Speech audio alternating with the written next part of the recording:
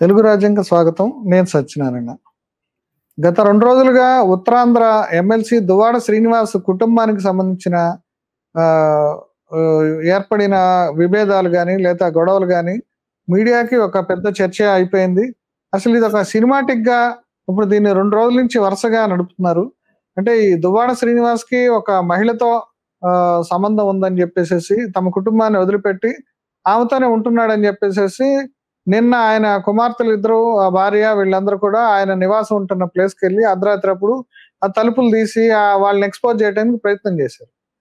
అదే సమయంలో ఇప్పుడు ఆయన బయటికి రాలేదు. అది ఆ తర్వాత నెక్స్ట్ డే ఆయన బయటకొచ్చి కర్రలు, రాడ్లు తీసుకొనొచ్చి వీళ్ళ మీద దాడి చేశాడు. ఎందుకంటే వాళ్ళు అక్కడే నైట్ అంతా ఉండి పరుపులు తీసుకొని అక్కడే పడుకొని అంతా చేశారు.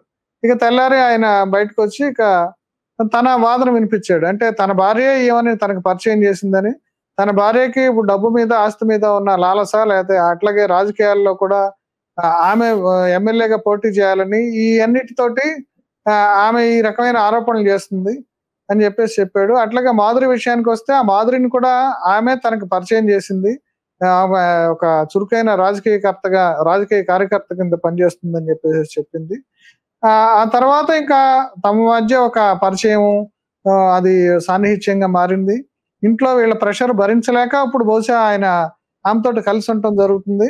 ఆమె కూడా ఈ గొడవలన్నిట్లో ఆమె కుటుంబానికి దూరమయ్యే పరిస్థితి వచ్చి ఆత్మహత్య చేసుకోవడానికి ఉరేసుకుంటే తాను రక్షించానని, ఈ సందర్భంగా బహుశా వాళ్ళిద్దరి మధ్య అనుబంధం ఏర్పడిందని మనం అనుకోవాలి ఇప్పుడు ఇదంతా చెప్పిన దాన్ని బట్టి. ఈ 2 రోజులుగా నడుస్తున్న ఈ దువ్వాడ శ్రీనివాస్ కుటుంబ గాథా చిత్రం మీద ఇప్పుడు మనకి ఎనలిస్టు డాక్టర్ వివిఎల్ఎన్ శాస్త్రి గారితోటి మాట్లాడదాము. అసలేంటి చాలా మంది రాజకీయ నాయకులు ఇట్లా ఒక కెరీర్ కూడా పాడయ్యే విధంగా వాళ్ళ సెక్స్ స్కాండల్స్ లేదంటే అక్రమ సంబంధాలు ఇవన్నీ కూడా వాళ్ళ కెరీర్ ని దెబ్బతీస్తున్నాయి. ఇట్లాంటి అంశాల మీద ఇప్పుడు ఆయనతో మాట్లాడదాం. నమస్కారం అండి శాస్త్రి గారు. నమస్కారం అండి.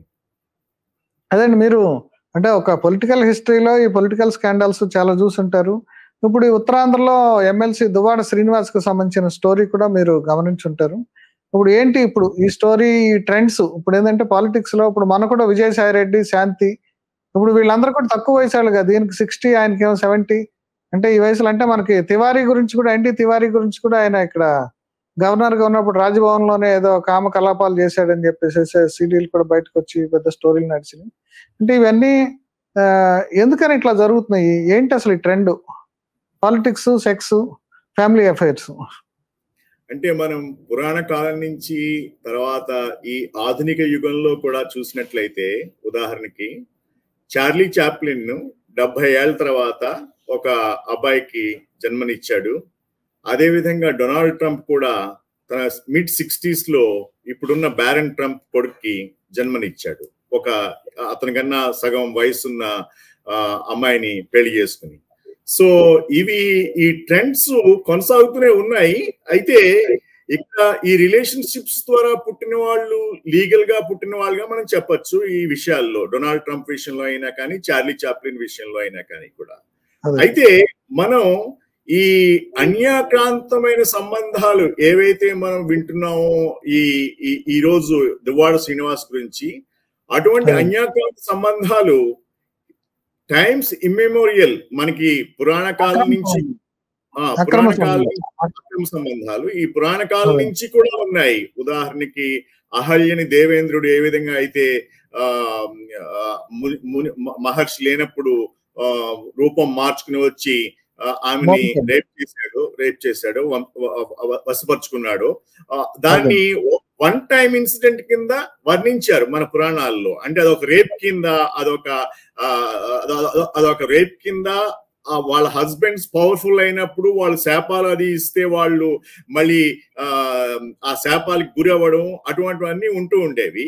అయితే ఈ రోజుల్లో వివాహ సంబంధంలోనే ఉంటూ లీగల్ లూప్ హోల్స్ ని అడ్డు పెట్టుకుని మరి హస్బెండ్ నిర్వీర్యపరుస్తూ ఒక రిలేషన్షిప్ లో ఉన్న భార్య, అలాగే భార్య నిర్వీర్యపరుస్తూ రిలేషన్షిప్ లో ఉన్న ఒక హస్బెండ్, మేమిద్దరం కన్సెంట్ ఉంది, మా ఇద్దరికి కన్సెంట్ ఉంది, వాళ్ళు ఎలా పోతే మాకేంటి అన్న విధంగా మరి ఈ ఎక్స్ట్రా మ్యారిటల్ అన్యాక్రాంతమైన సంబంధాల్లో ఉండడం అనేటువంటిది సెక్షన్ 497 ఐపీసీ మన సుప్రీంకోర్టు డైల్యూట్ చేసేసిందని చెప్పేటువంటి చెప్తున్న ఒక కంఫర్ట్ గా తీసుకుని వీళ్ళు చెలరేగిపోతూ ఉండడం మరి ఎంతవరకు ఉచితము? లేకపోతే ఇటువంటి వాళ్ళకి ఐపీసీ సెక్షన్ 498 కింద ఏదైనా శిక్ష వేయడానికి పాసిబిలిటీ ఉందా అనేటువంటి విషయాలను కూడా మనం ఈ డిస్కషన్ లో ఎక్స్ప్లోర్ చేయవలసి ఉంటుంది. అయితే అలా ఎక్స్ప్లోర్ చేసే ముందు మనం ఇక్కడ personal background of Duvvada Srinivas ఒకసారి గమనించినట్లయితే అతనికి మై నేత ఇన్ఫో ప్రకారం కూడా ఇతనికి 60 ఏళ్ళు ఉన్నాయి. 2024 ఎలక్షన్ అఫిడవిట్ ప్రకారం 59-60 ఇయర్స్ మధ్యలో ఉన్నాడు. 59 to 60 ఇయర్స్ మధ్యలో ఉన్నాడు. తర్వాత ఇతను పోస్ట్ గ్రాడ్యుయేట్ కూడా ఎక్కడ కాకినాడ నుంచి ఎక్కడ చదివాడు. కాకినాడ నుంచి పీజీ ఎక్స్టెన్షన్ సెంటర్ నుంచి 92 చదివాడు. మళ్ళీ ఇతను లా కూడా చేశాడు, బిఎల్ డిగ్రీ చేశాడు. మళ్ళీ ఇతను తర్వాత మళ్ళీ ఇతను ఎంపీఆర్ లా కాలేజ్ నుంచి చేశాడు. ఇతని ఫినాన్షియల్ బ్యాక్గ్రౌండ్ కూడా చూసినట్లయితే ఇతనికి 14 crores వర్త్ అసెట్స్ ఉన్నాయి. మళ్ళీ దానికి తగ్గట్టుగా 20 కోట్ల లైబిలిటీస్ ఉన్నాయి. ఇతనే అంత డబ్బు ఉన్న వాటి కనిపించట్లేదు. 14 crores అసెట్లు ఉన్నా దానికి ఈక్వలెంట్ గా 20 కోట్లు లైబిలిటీస్ కూడా ఉన్నాయి. ఈ నేపథ్యంలో ఇతనికి భార్య, 2 వయస్సు ఉన్న పిల్లలు ఉన్న నేపథ్యంలో ఇతను 59-60 ఏళ్ల మధ్య ఉన్న ఈ వ్యక్తి మళ్ళీ ఎక్స్ట్రా మ్యారిటల్ రిలేషన్ లో ఎవరో ఇంకొకరి వైఫ్, దీని పేరేంటి, సూసైడల్ టెండెన్సీస్ లో ఉంటున్నప్పుడు ఆమెను ఆదుకోవడం మూలంగా ఆమెకి నేను దగ్గర అవ్వాల్సి వచ్చింది అనేటువంటి స్టేట్మెంట్ కూడా ఎంతవరకు కరెక్ట్?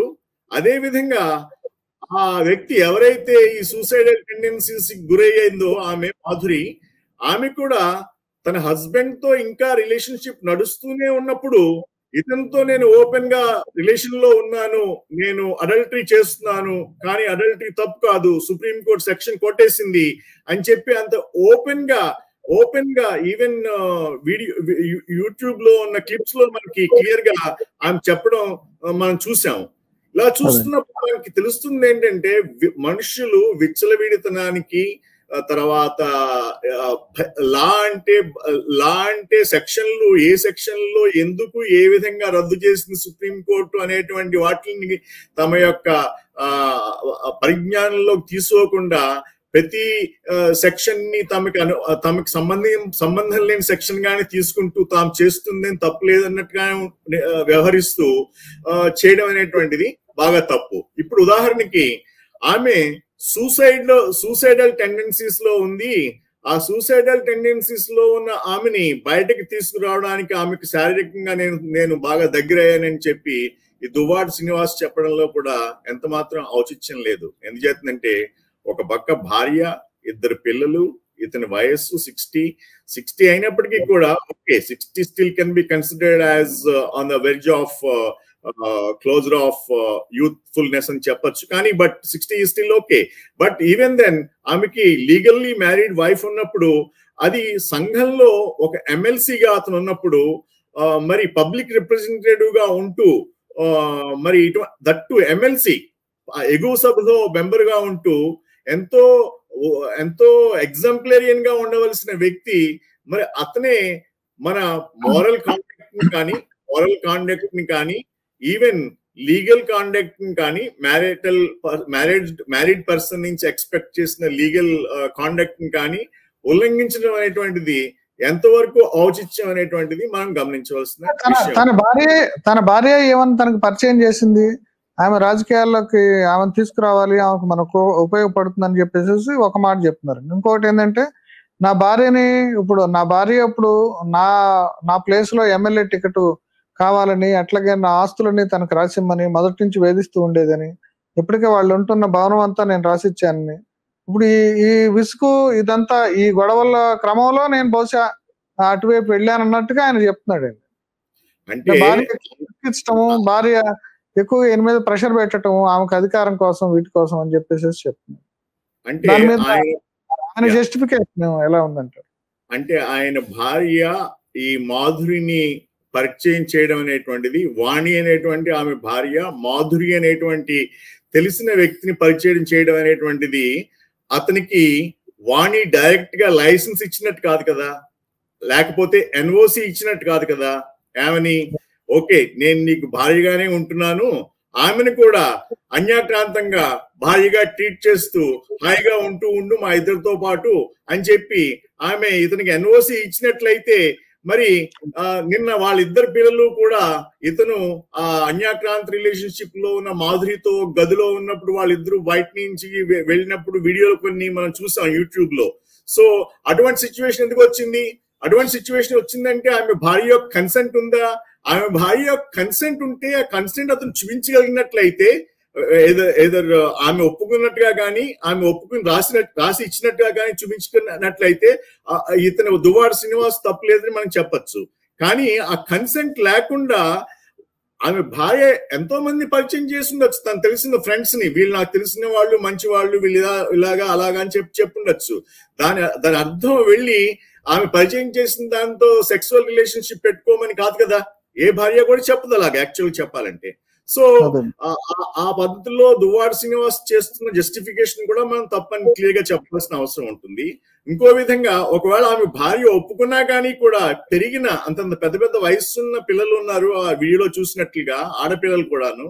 ఆ ఆడపిల్లలు బయట ఇతను అన్యాక్రాంత్ సంబంధంలో ఉన్నప్పుడు లైవ్ గా స్పాట్ లో వెళ్ళి అక్రమ సంబంధంలో ఉన్నప్పుడు వెళ్ళి వాళ్ళు బయట నుంచోవడం అనేటువంటిది ఎంత షేమ్ఫుల్ కింద అయినట్టు అతనికి దువ్వాడ శ్రీనివాస్కే. అంత పెద్ద పిల్లలను పెట్టుకుని ఆ పక్కన గదిలో అతను ఉన్నాడు, వీళ్ళు బయట నుంచి తలుపులు కొడుతున్నారు, అతను తలుపులు తీయట్లేదు, వీళ్ళు మొబైల్ మీద కాల్ చేస్తున్నాం అంటున్నారు, అతను ఎత్తట్లేదు. ఇవన్నీ చూస్తుంటే ఏమనిపిస్తుందంటే, ఇంత రాక్షసత్వంగా ఈవెన్ ఎవరైనా పరాయి ఆడదాంతో కూడా ఎంజాయ్ చేయగలరా? అంత డిస్టర్బెన్స్ ఒక పక్క నుంచి బయట నుంచి జరుగుతుంటే, అలా జరుగుతుంటే వీళ్ళు మానవులేనా లేకపోతే వీళ్ళు మృగాలా? వీళ్ళకేంటి, వీళ్ళకి మనసు అనేది ఉండదా? Because sex is something related to the sensuality of our mind. ఒక పక్క నుంచి పిల్లలు వచ్చి తలుపులు కొట్టేస్తుంటేను, ఇంకొక పక్క నుంచి వాళ్ళ మొబైల్ మీద డిస్టర్బెన్స్ చేస్తుంటేను, వీడెళ్ళి అక్కడ ఇంకొక లేడీతో ఏ విధంగా సెక్స్ చేస్తున్నాడో కూడా మనకి చాలా విచిత్రంగా ఉంది. అంత గాఢమైన వీడు స్టడ్డా ఎవడి దువ్వాడ శ్రీనివాస్? అటువంటి వాళ్ళని స్టడ్స్ అంటారు. అంటే వాళ్ళు ఏం చేస్తున్నారు అనేది మనకు క్లారిటీ లేదండి ఆ టైంలో. వాళ్ళు మామూలుగా లోపల కూడా ఉండవలసిన అవసరం ఏముంది? వీడు బయటకు వచ్చి చెప్పచ్చు కదా. వీడికి ఇతనికి కానీ వాళ్ళ వైఫ్ పర్మిషన్ ఇచ్చాడని చెప్తున్నాడు, పరిచయం చేసిందని చెప్తున్నాడు. పరిచయం చేసిందని చెప్పడం అనేటువంటిది ఇండైరెక్ట్ గా అతని వైఫ్ పర్మిషన్ ఇచ్చినట్టుగా చెప్పడం అనేటువంటిది అయినట్లయితే, అదే అతను అందరి ఎదురకుండా వచ్చి వాళ్ళ పిల్లలకి చెప్పచ్చు కదా, నాకు మీ అమ్మాయి పర్మిషన్ ఇచ్చింది, నేను దీంతో ఉంటున్నా అని చెప్పేసేసి. అంత మరి అక్కడ లోపల ఉండి బయట రాకపోవడానికి అతనికి ఏమి ప్రేరేపించింది? అక్కడ లోపలే ఉండిపోవడానికి అతను ఏం చేస్తున్నాడో మనకు తెలియకపోయినప్పటికీ కూడా మనం ఏం ప్రెజూమ్ చేస్తామంటే, ఒక క్లోజ్ రూమ్ లో ఉన్న వాళ్ళు ఏదైనా చేస్తున్నారని ప్రెజూమ్ చేస్తాం. ఓకే, ఇక్కడ కంటెక్స్ట్ ఏంటంటే అన్యాక్రాంత్ రిలేషన్షిప్ కాబట్టి అంత క్రూర మృగాలుగా కూడా అక్కడ వాళ్ళు అలా ఉంటున్నారా? బయట నుంచి ఇంతమంది కవర్ చేస్తున్నప్పటికీ కూడా వాళ్ళని, అంటే వాళ్ళకి ఇంక సంఘం గురించి కానీ, వాళ్ళు ఉంటున్న సొసైటీ గురించి కానీ, వాళ్ళు ఉంటున్న కట్టుబాట్ల గురించి కానీ ఏమి పట్టింపు లేదా అనేటువంటిది ఒక ఇష్యూ కింద ఉంటుంది. అయితే నా ఉద్దేశం ప్రకారం వాళ్ళ అమ్మాయిలు చేసింది చాలా కరెక్ట్ చర్య. బికాజ్ ఇప్పుడు చాలా మంది ఏమి ఒపీనియన్ తో ఉన్నారంటే, సెక్షన్ 497 ని ఎప్పుడైతే సుప్రీం కోర్టు డీక్రిమినలైజ్ చేసింది అంటే ఏంటి, ఈ అన్యాక్రాంత్ రిలేషన్షిప్ లో ఉన్న వాళ్ళ మీద ఈ క్రిమినల్ చర్యలు తీసుకోవడం అనేటువంటివి తప్పు అని చెప్పి, తప్పు అంటే అది అన్కాన్స్టిట్యూషనల్ అని చెప్పింది. అంతవరకునే లిమిటెడ్ రిఫరెన్స్ తో అన్కాన్స్టిట్యూషనల్ అని చెప్పింది. దాంతో చాలా మంది ఏమనుకుంటున్నారు, వాళ్ళ మీద క్రిమినల్ చర్యలు తీసుకోవడం అనేటువంటిది అన్కాన్స్టిట్యూషనల్ అని చెప్పి సుప్రీంకోర్టు చెప్పింది, కానీ అటువంటి యాక్ట్స్ అన్కాన్స్టిట్యూషనల్ అని చెప్పలేదు. ఓకే, అంటే వాళ్ళని క్రిమినల్స్ కింద చూడకూడదని మాత్రమే చెప్పింది, కానీ ఆ యాక్ట్స్ తప్పు అని చెప్పి, ఆ యాక్ట్స్ తప్పు కాదని చెప్పి సుప్రీంకోర్టు చెప్పలేదు. దానికి తగ్గట్టుగా అటువంటి యాక్ట్స్ లో పాల్గొనే వాళ్ళకి ఇప్పటికీ కూడా సెక్షన్ 498A కింద వాళ్ళ మీద క్రిమినల్ యాక్షన్ తీసుకోవచ్చు, ప్లస్ వాళ్ళని లైబుల్ చేయొచ్చు వాటి కింద. అంటే మన లా అంత నిర్వీర్యం అయిపోయిందని చెప్పి కాదు, వీళ్ళు ఓపెన్ గా అంత విచ్చలవిడితనాన్ని చూపించడానికి సంఘంలో నా ఉద్దేశం ప్రకారం ఇటువంటి వాళ్ళ మీద అతని భార్య ఆమె పడిన మానసిక సంఘర్షణ, ఆమె పడిన ఒత్తిడి, ఆమె ఇతనికి పరిచయం చేసిన తర్వాత ఆమెని ఏ విధంగా నెగ్లెక్ట్ చేసి, ఎదిగిన పిల్లల్ని ఏ విధంగా నెగ్లెక్ట్ చేసి ఆమె వ్యామోహంలో పడి వీళ్ళని ఇలాగా వదిలివేయడం కానీ, వీళ్ళని హింసించడం కానీ, వీళ్ళని బాధ పెట్టడం కానీ, మానసిక రుగ్మతలకు గురి చేయడం కానీ జరిగినట్లయితే వాళ్ళు ఖచ్చితంగా 498 కింద ఇతని మీద కేసు వేయడానికి అవకాశం ఎంతైనా ఉంది. అంటే కేసు నిలబడుతుంది అంటారా? అంటే కేసు ఈ మధ్య చాలా కాలం ఇద్దరు అడల్ట్స్ మధ్యలో ఉండే సెక్సువల్ రిలేషన్షిప్ సంబంధించి అదే మీరు చెప్పినట్టు సుప్రీంకోర్టు లైసెన్స్ ఇచ్చింది అన్నట్టే మాట్లాడుతున్నారు. ఇప్పుడు మీరేమో 498A కింద చర్యలు తీసుకోవచ్చు అంటున్నారు. అది is it possible? Under section 497 possible కాదు. అండర్ సెక్షన్ 497 ఇప్పుడు డీక్రిమినలైజ్ అయిపోయింది కాబట్టి 497 కింద పాసిబుల్ కాదు. కానీ 498A కింద ఖచ్చితంగా అతని మీద క్రిమినల్ యాక్షన్ తీసుకోవచ్చు, ఏమి ప్రాబ్లం లేదు. అవసరమైతే పోలీసులు కూడా ఎఫ్ఐఆర్ ఫైల్ చేసి 498A కింద కేసు బుక్ చేసి వాళ్ళకి జరుగుతున్న దీని పేరేంటి మానసిక సంఘర్షణ ఏదైతే వాళ్ళు గురవుతున్నారో సంఘంలో కానీ మామూలు ఇంట్లో కానీ ఈ కొత్తగా ఆమె ఇంట్రడ్యూస్ చేసిన లేడీ ద్వారానే వాళ్ళు ఏ విధంగా బాధలకు గురవుతున్నారో, ఆ బాధల వల్ల ఏ విధంగా ఆమెకి ఆరోగ్యం క్షీణిస్తుందో, లేకపోతే పిల్లల యొక్క మానసిక స్థితి దెబ్బతింటుందో, సంఘంలో వాళ్ళ యొక్క స్థితి ఏ విధంగా దెబ్బతింటుందో అవన్నీ ఉదహరిస్తూ వాళ్ళు 498A కింద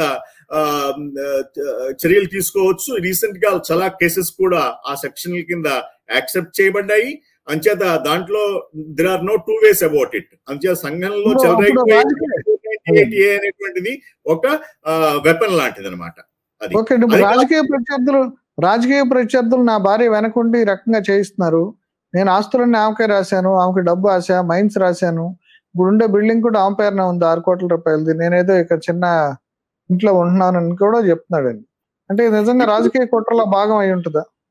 అంటే అతను చెప్తున్న దాంట్లో నిజం లేదని తెలుస్తుంది. ఎందుకంటే ఇప్పుడు అతను ఎన్ని అసెట్స్ రాసినా కానీ 14 crores టోటల్ అతని assets as per the declaration. And అతనికి 20 కోట్ల రూపాయల అప్పులు ఉన్నాయి. ఈ అప్పులు తీసుకున్నప్పుడు ఆ గ్రానైట్ బిజినెస్ కానీ వాటికి కానీ ఈ ఆస్తులను ఆల్రెడీ వాటిను ఈ బ్యాంక్స్ కి కొలేటరల్ కింద పెట్టడం కానీ గ్యారంటీ కింద ఇవ్వడం కానీ జరిగి ఉంటుంది. ఈ ఆస్తులు రాసేయడం అనేటువంటిది పైగా ఎనీవే వాళ్లే కదా అతనికి లీగల్ హెయిర్స్. ఇతను దువ్వాడ శ్రీనివాస్ కి లీగల్ హెయిర్స్ ఎవరు? వాణి. ఆ వాణి ఒక మాట చెప్తున్నాడు అండి, అతను ఏం చెప్తున్నాడు, ఇదంతా నా సొంత స్వార్జితం కాబట్టి వాళ్ళకి వారసత్వం ఏం లేదు, నేను ఇది ఎవరికైనా ఏ గుడికో లేదా అనాశరణాలకైనా సరే రాసేయచ్చు అని చెప్పేసి చెప్తున్నాను. ఫస్ట్ ఆఫ్ ఆల్ అలా రాసినా రాయించుకోరు మిగతా వాళ్ళు. ఎందుకు చేస్తుందంటే 6 కోట్ల అప్పు ఉంది పైన, ఇతనికి 14 కోట్ల ఆస్తులుంటే 20 కోట్ల అప్పు అంటే ఇంకా పైన 6 కోట్ల అప్పు ఉంది. ఎవడు అప్పు తీసుకుంటాడు?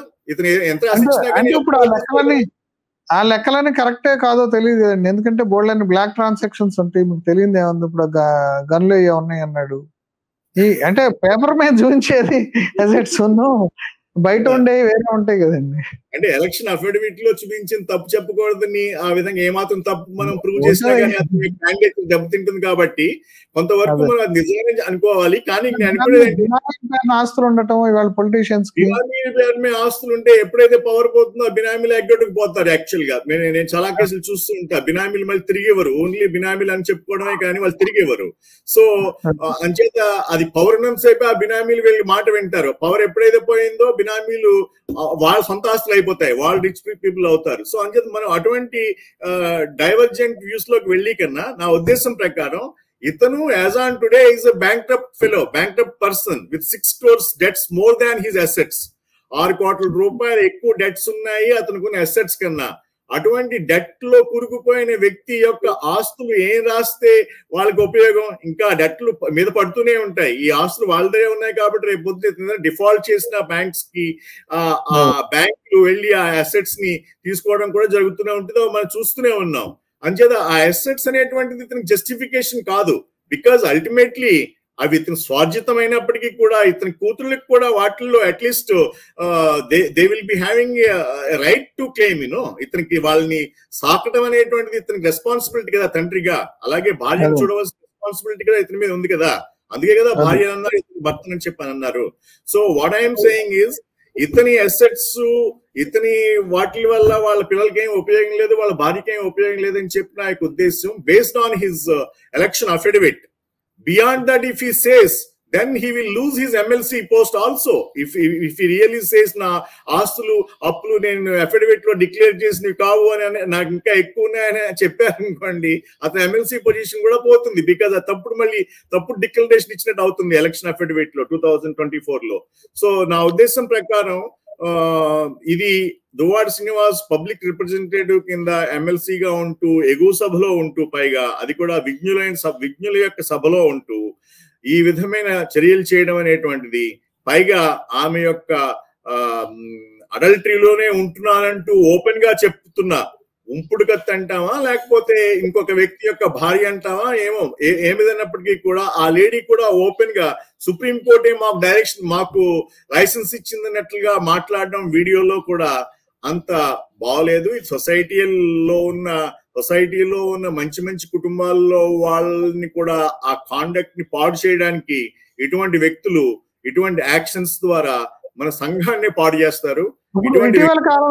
ఇటీవల కాలంలో ఈయన విజయసాయి రెడ్డి, ఇప్పుడు వైసీపీ రాజ్యసభ సభ్యుడు, ఆయన విషయంలో కూడా ఇట్లాంటి ఒక కాంట్రవర్సీ వచ్చిందండి. శాంతి అనే ఆమె భర్త రావటం, నా భర్త అదే ఏదో ఒక పిల్లాడు విజయసాయి రెడ్డి వల్ల పుట్టాడా లేదంటే విజయసాయి రెడ్డి అనుయాయుడిగా ఉన్న ఒక గవర్నమెంట్ ప్లేడర్ ద్వారా పుట్టాడా, అదొక ఇష్యూ DNA టెస్ట్ దాకా వెళ్ళింది.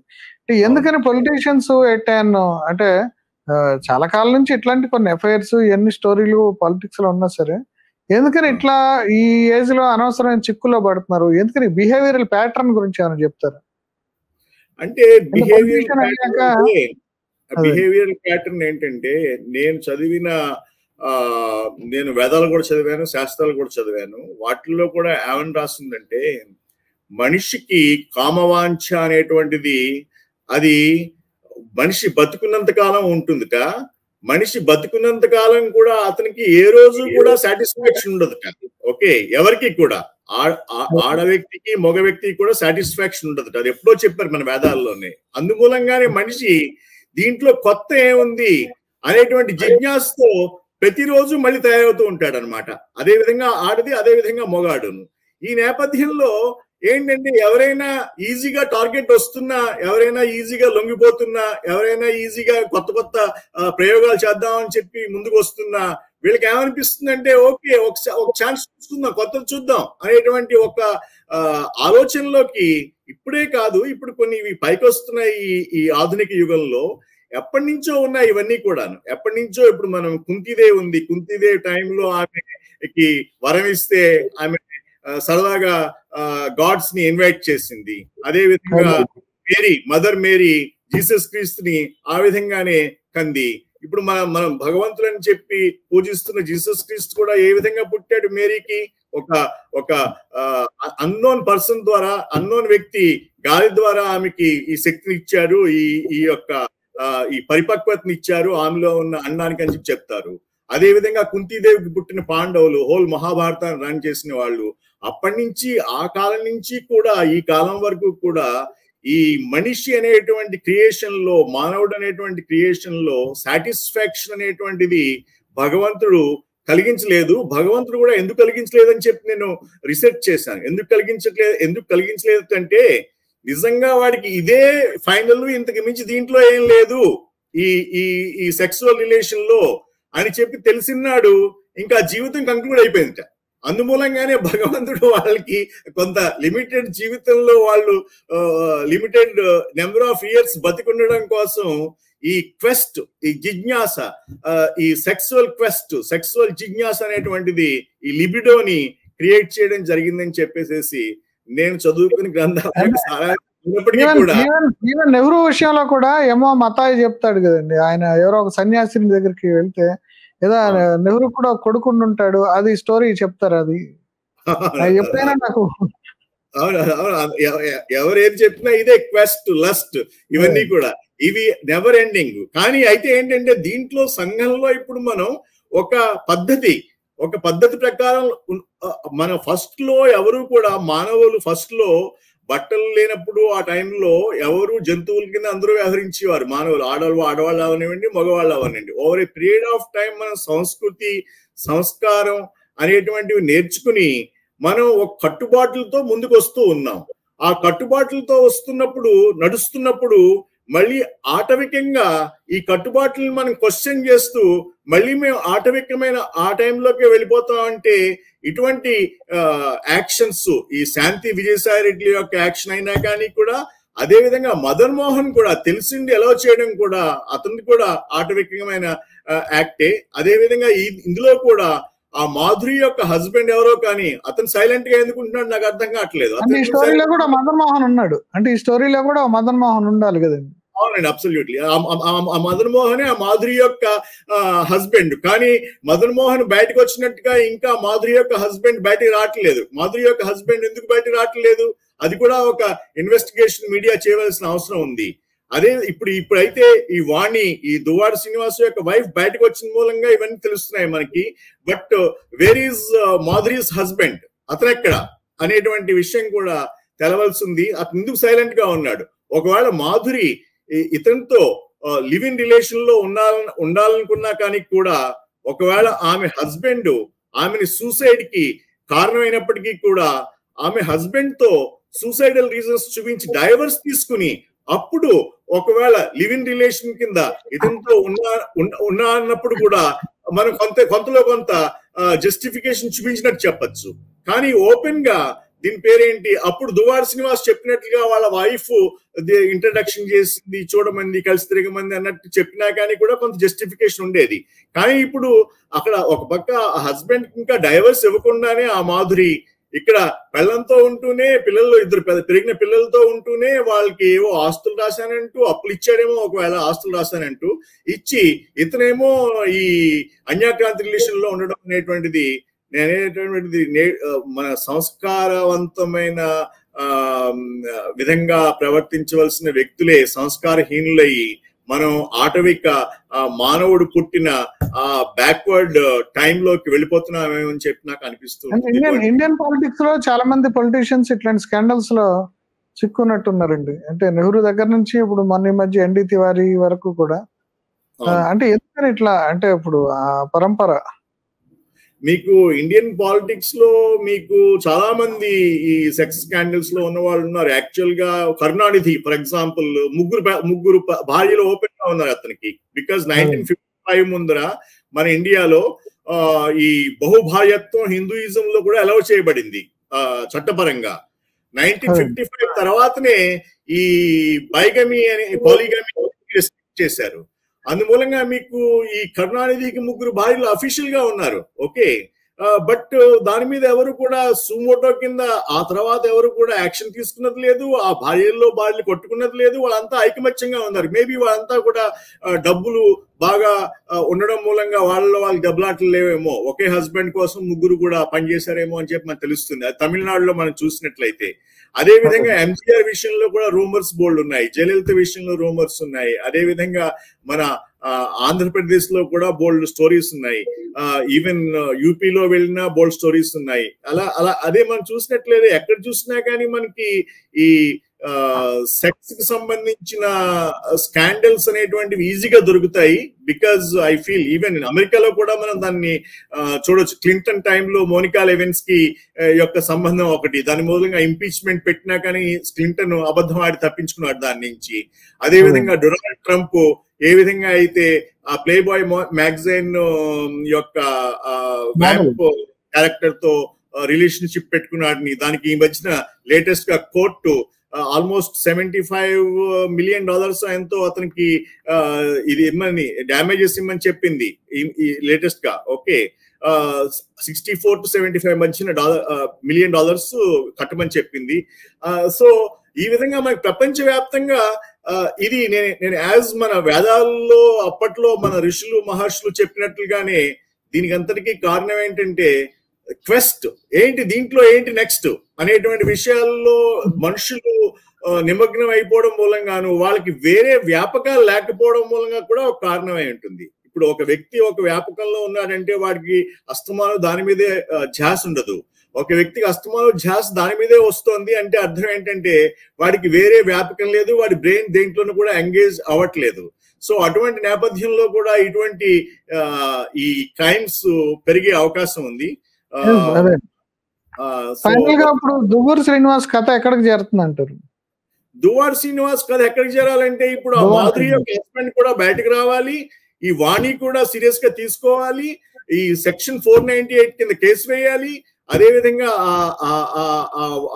మాధురి యొక్క హస్బెండ్ డైవర్స్ పిటిషన్ ఫైల్ చేయాలి, లేకపోతే ఆమె చేత ఫైల్ చేయించాలి, డ్యామేజెస్ తీసుకోవాలి, మెంటల్ హెరాస్మెంట్ కి. ఇలా సంఘంలో ఇలా ఇటు ఒక పక్క భార్య మెంటల్ గా హెరాస్ అవుతోంది, ఇంకో పక్క ఏమో హస్బెండ్ హెరాస్ అవుతున్నారు. వాళ్ళు కూడా వాళ్ళ యొక్క మెంటల్ హెరాస్మెంట్ కి 498A కింద ఆల్టర్నేటివ్ తీసుకుని కేసెస్ ని పర్సు చేసుకోవాల్సిన అవసరం ఉంది లీగల్ గా, if they want to go legally. Otherwise ఇటువంటి వాళ్ళకి ఒకే ఒక ఏంటంటే సొల్యూషన్ ఏంటంటే మీడియా ఇటువంటి వ్యక్తుల యొక్క ఈ అనైతిక బిహేవియర్ ని ఎక్స్పోజ్ చేయాలి. అలా ఎక్స్పోజ్ చేయడం ద్వారా సంఘంలో వీళ్ళకి ఏ విధంగానూ పేరు లేకుండా చేసినట్లయితే వీళ్ళు రేపు పొద్దున్న సంఘంలో తలెత్తుకుని తిరిగే అవకాశం ఉండదు. అలా చేయగలిగే శక్తి మీడియాకే ఉంది.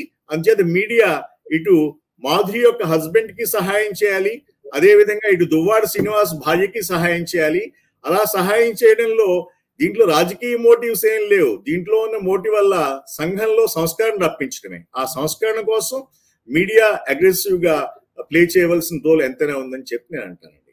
ఓకే సార్, అదే మొత్తం ఏదైనా సరే ఇప్పుడు ఈ దువ్వాడ శ్రీనివాస్ ఇప్పుడు ఏదో ఆ మాధురి వీళ్ళిద్దరు కూడా సుప్రీంకోర్టు ఏదో ఇద్దరు అడల్ట్స్ కలిసి ఉండొచ్చు అని మాకేదో లైసెన్స్ ఇచ్చింది, భార్య పరిచయం చేయడంతో లైసెన్స్ ఇచ్చినట్టు కాదు. డెఫినెట్ గా ఇప్పుడు వీళ్ళు ఒక క్రైమ్ చేసినట్టే మాధురిను దువ్వాడ శ్రీనివాసు. వాళ్ళిద్దరి మీద కూడా కొన్ని సెక్షన్స్ ప్రకారం వాళ్ళ మీద చర్య తీసుకునే అవకాశం ఉందని శాస్త్రి గారు చెప్తున్నారు. ఈ అంశాలన్నీ మాకు చెప్పినందుకు శాస్త్రి గారికి థ్యాంక్స్ అండి. నమస్కారం. Please do subscribe to Telugu Rajyam channel. Please do subscribe to Telugu Rajyam channel. Please do subscribe to Telugu Rajyam channel. Hi అండి, నేను మీ ఆర్పీని, నెల్లూరు పెద్దారెడ్డి చేపల పులుసు ఓనర్ని. మీరు తెలుగు రాజ్యం అనే ఈ యూట్యూబ్ ఛానల్ సబ్స్క్రైబ్ చేసుకుని మంచి మంచి వీడియోలతో వస్తారు. Thank you so much. Hi people, I'm Sonakshi Verma and you please watch Telugu Rajyam and please subscribe to the channel.